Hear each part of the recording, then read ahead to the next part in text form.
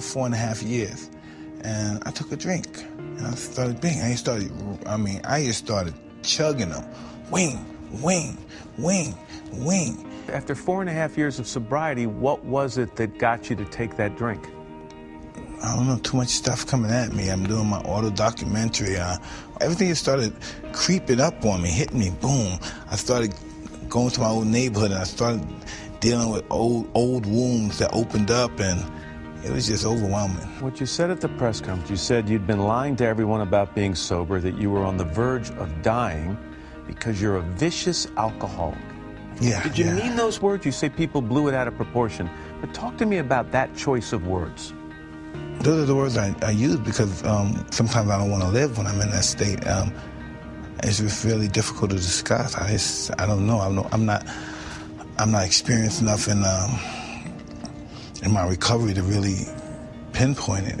I went back and I read some interviews you've done over the years. And you know what I found, Mike? I found references on your part to suicide dating all the way back to the late 1980s. This is something that's come up from time to time in your life. How much do you think about it?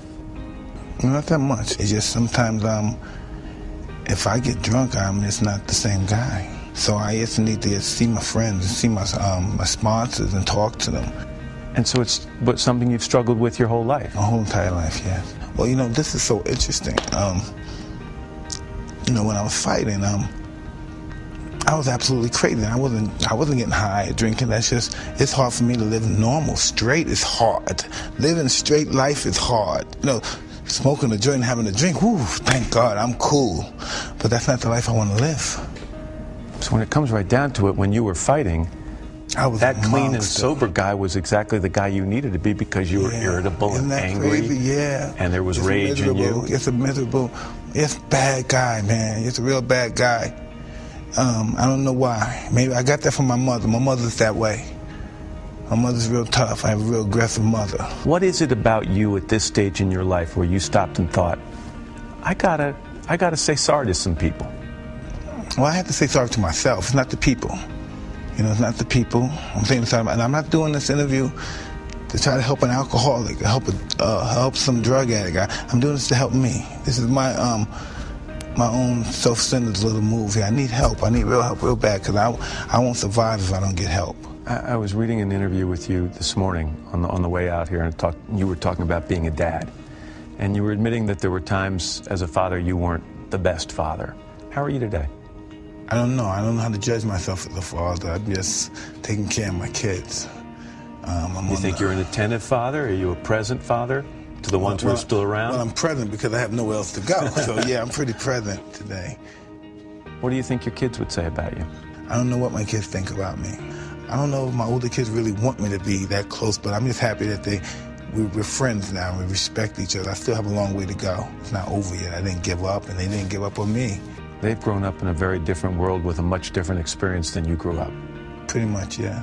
Can you identify with the world they're living in? Not at all. Do you think they can have any idea of the world you inhabited as a kid? No, they don't even want to even imagine that.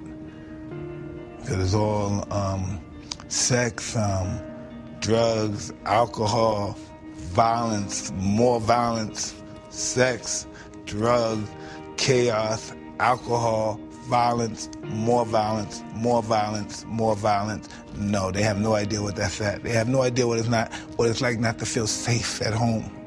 They don't know those experiences in life. Thank God. I mean, it's nice that they don't have to know that. I'm really happy that they don't. They have other challenges they have to deal with in society and life. There are certain times, Mike, where you get emotional. I watch when you talk about your kids. I watch when you talk about Kiki, your wife. Where does that emotional side of you come from? You say you get your toughness from your mom. Where do you get the emotional side?